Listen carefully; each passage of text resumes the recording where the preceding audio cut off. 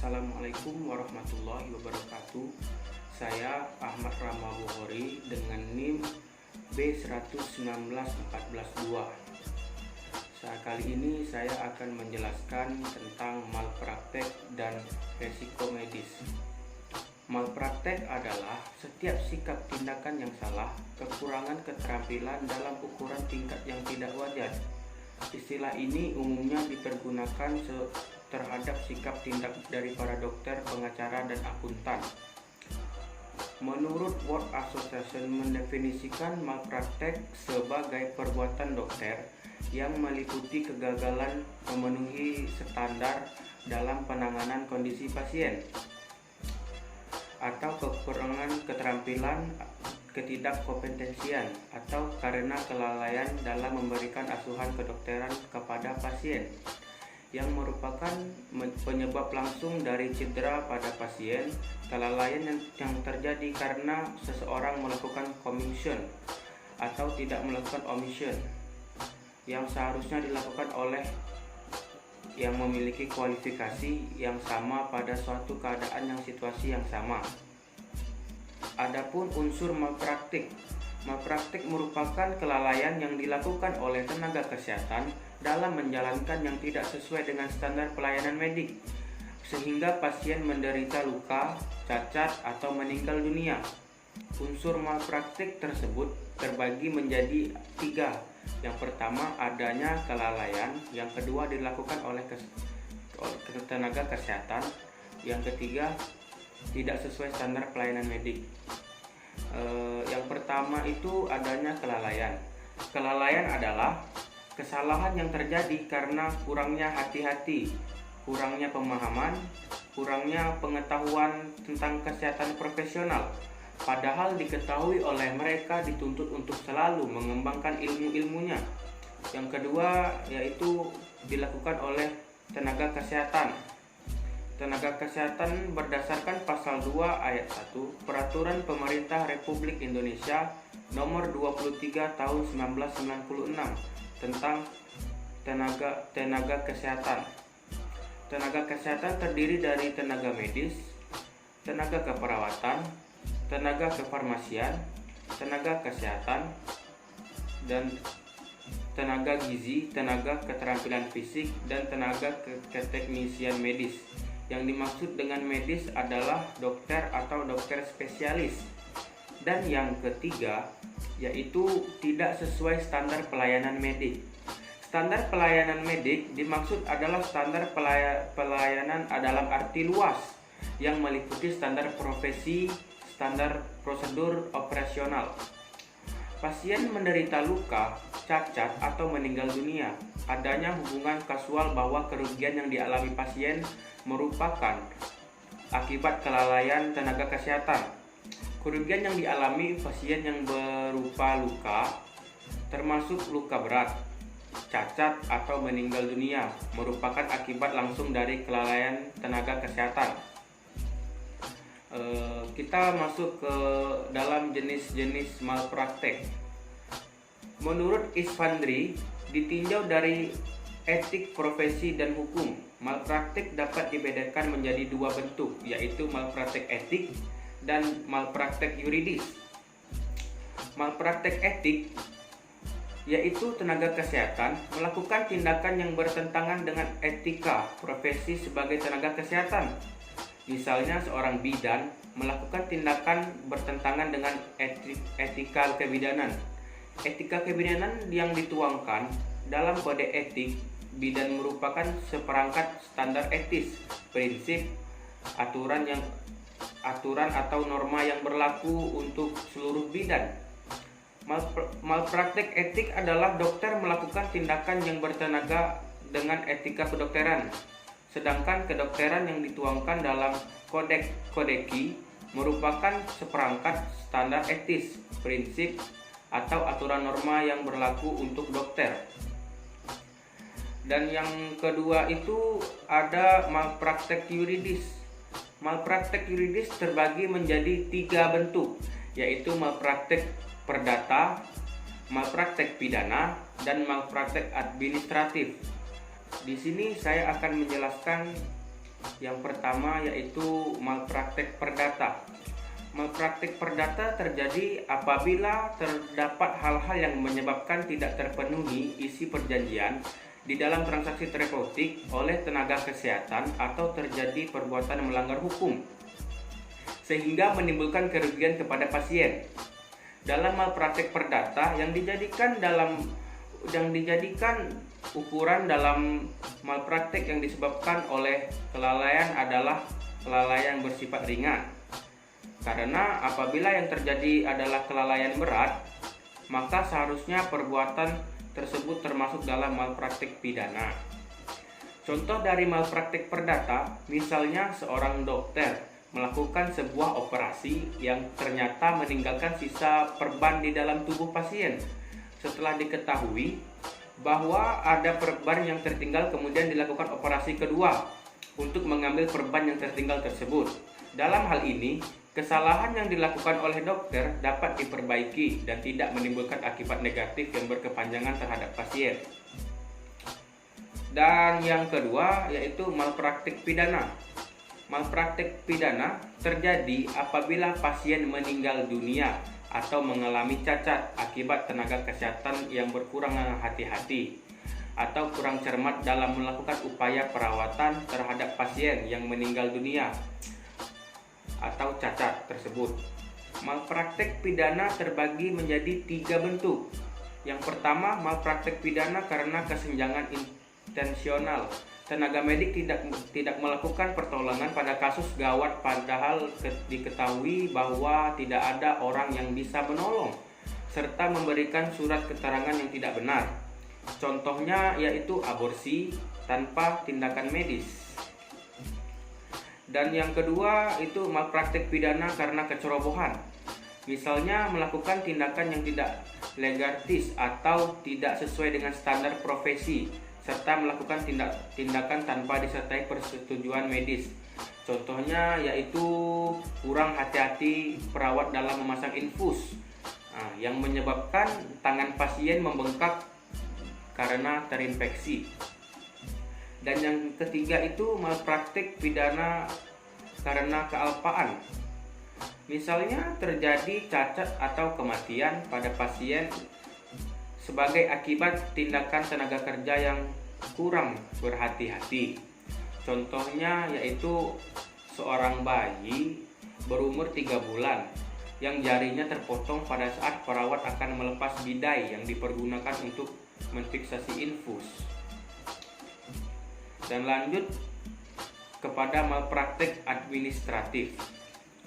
Malpraktek administratif terjadi apabila tenaga kesehatan melakukan pelanggaran terhadap hukum administrasi negara yang berlaku, misalnya menjalankan praktek bidan tanpa lisensi atau izin praktek, melakukan tindakan yang tidak sesuai dengan lisensi atau izinnya, menjalankan praktek dengan izin yang kedaluarsa, dan menjalankan tanpa membuat catatan medik.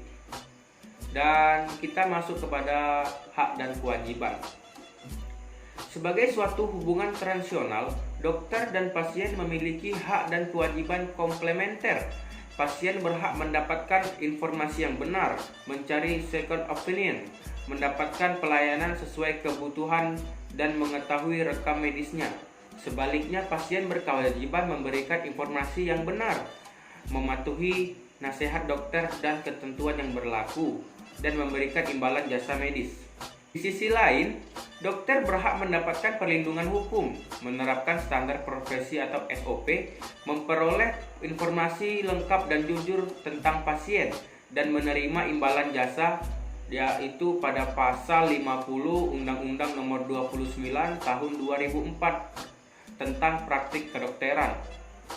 Kewajiban dokter adalah memberikan layanan medis dengan standar profesi atau SOP sesuai dengan kebutuhan pasien, merujuk pasien pada dokter lain yang lebih mampu, menjaga rahasia pasien, memberi pertolongan darurat, dan menambah ilmu, yaitu tertera pada pasal 51 Undang-Undang Nomor 29 Tahun 2004 tentang praktik kedokteran.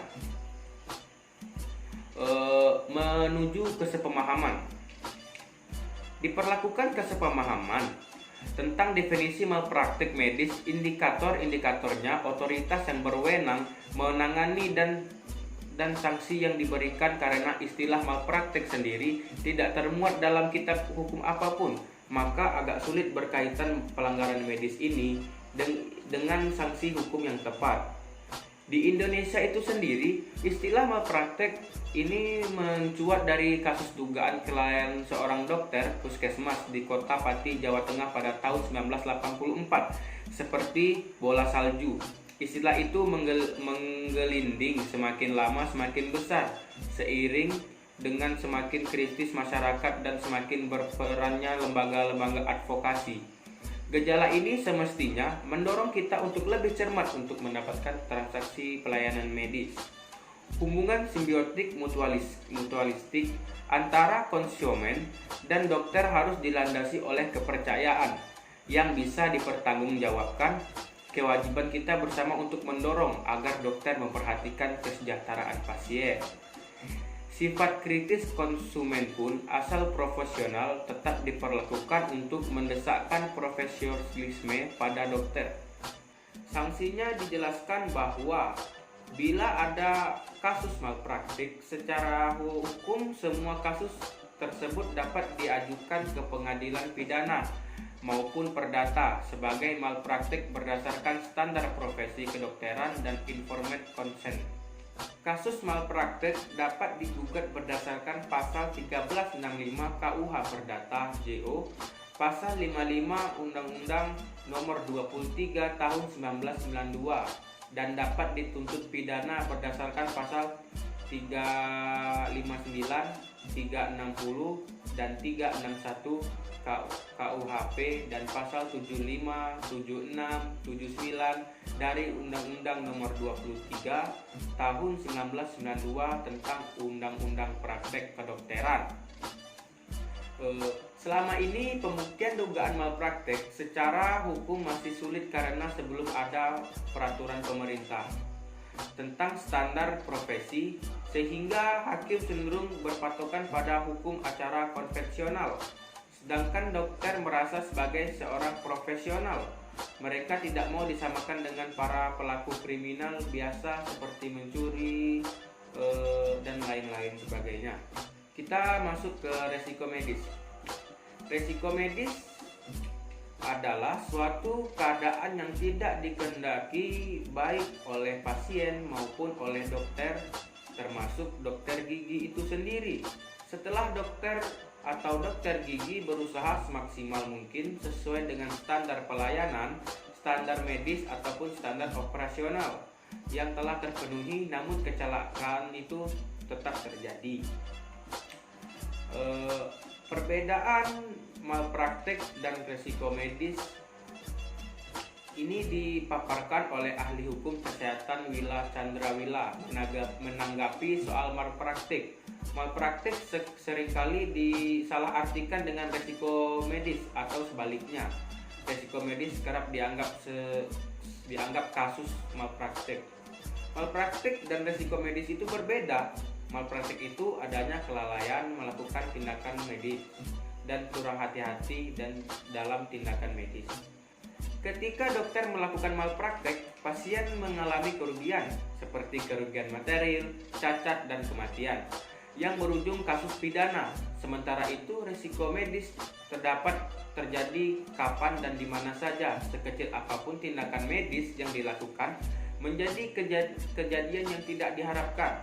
Risiko medis sudah diketahui sebelumnya mungkin bisa terjadi, walaupun belum tentu pasti terjadi. Kelalaian dalam hukum pidana disebut juga dengan kealpaan. Kelalaian dalam hukum medis sering disebut dengan negligensi. Negligensi adalah hal yang manusiawi yang sering dialami oleh manusia karena manusia tidaklah sempurna. Seseorang dikatakan lalai apabila dia bertindak acuh atau tidak peduli, tidak memperhatikan kepentingan orang lain sebagaimana lazimnya di dalam tata pergaulan hidup masyarakat. Adapun penjelasan kelalaian medis sendiri secara harfiah dapat berarti bad practice atau praktek buruk yang berkaitan dengan praktek penerapan ilmu dan teknologi medis dalam menjalankan profesi medis yang mengandung ciri-ciri khusus. Karena malpraktek berkaitan dengan how to practice the medical science and technology yang sangat erat dengan sarana kesehatan atau fasilitas kesehatan yang melakukan pelayanan kesehatan, sehingga beberapa ahli menyebutnya dengan istilah lain yaitu maltreatment. J. Guandi SH mengatakan malpraktek bukanlah sinonim dengan kelalaian. Menurutnya, malpraktek tidaklah sama dengan kelalaian. Kelalaian memang termasuk dalam arti malpraktek, tetapi di dalam malpraktek tidak selalu terdapat unsur kelalaian. Dapat juga karena ada unsur kesengajaan. Malpraktek mempunyai pengertian luas daripada kelalaian. Karena mencakup arti kelalaian, istilah malpraktek pun mencakup tindakan-tindakan yang tidak dilakukan dengan sengaja dan melanggar undang-undang. Di dalam arti kesengajaan tersirat adanya suatu motif, sedangkan arti kelalaian lebih berintik ketidaksengajaan, kurang teliti, kurang berhati-hati, acuh tak acuh, sembrono, dan peduli terhadap kepentingan orang lain. Namun akibat yang timbul memang bukan menjadi tujuan utamanya.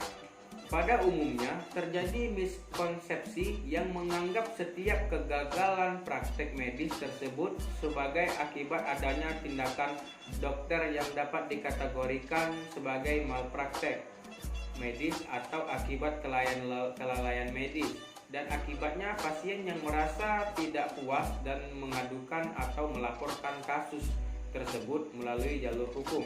Kelalaian medis merupakan kondisi di mana seseorang dokter atau tenaga medis melakukan penyimpangan terhadap kode etik kedokteran, standar profesi, dan standar operasional SOP saat melakukan tindakan medis terhadap pasien sehingga mengakibatkan kerugian diderita pasien akibat tindakan medis tersebut. Seorang dokter akan bertanggung jawab dan dipersalahkan atas dasar profesional. Apabila sikap tindakan tidak berdasarkan standar profesi yang berlaku umum, seorang dokter dalam menjalankan keprofesiannya itu harus mendasarkan pada standar yang berlaku, baik itu standar profesi maupun standar pelayanan medis. Oleh sebab itu, salah satu ukuran pelayanan medis adalah ketika dokter tidak melaksanakan pelayanan sesuai dengan standar yang diterapkan atau yang terjadi ukuran umum. Pada dasarnya, resiko medis adalah tidak dapat diminta pertanggungjawaban kepada dokter yang menyebabkan terjadinya resiko tersebut sepanjang dokter telah melakukan tindakan sesuai dengan standar prosedur dan sesuai dengan ketentuan pengobatan yang telah diterima secara betul oleh khalayak dokter. Di negara common law, terdapat suatu doktrin yang bisa digunakan sebagai alasan pembenar dokter terhadap suatu kegagalan medis, yaitu resiko di dalam pengobatan. Yang pertama, risiko yang melekat. Yang kedua, risiko yang akibat reaksi alergi. Dan yang ketiga, risiko komplikasi yang telah timbul dalam tubuh pasien. Yang keempat, kelalaian, kecelakaan atau mishap, accident, malfunction, mishands. Yang kelima, kekeliruan dalam penilaian klinis. Dan yang keenam, volen non-film injury. Kategori resiko yang tidak dapat diminta pertanggungjawaban atau resiko yang bukan menjadi tanggung jawab dokter,